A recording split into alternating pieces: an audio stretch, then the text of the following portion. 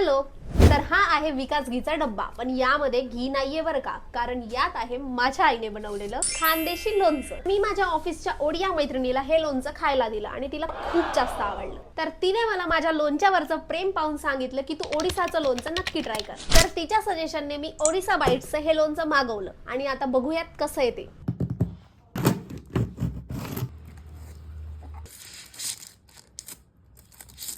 तर हे 3 प्रकारचे पिकल मी मागवले. तर हे आहे मँगो स्वीट अँड सोअर पिकल. तर आता मी ट्राय करते. एकदम मस्त टेस्ट आहे. गोड आंबटचं कॉम्बिनेशन एकदम मस्त लागतंय. तर हे आहे मँगो मस्टर्ड पिकल. तर याला ट्राय करूयात. तर हे खूप मस्त आंबट आहे आणि राई भरभरून टाकली, त्याच्यामुळे राईची टेस्ट एकदम परफेक्ट येते. तर हे आहे नवरत्न पिकल, ज्यामध्ये आय थिंक ड्रायफ्रुट्स दिसत आहे. तर आपण बघूयात की यात आहेत का. Wow, cherry.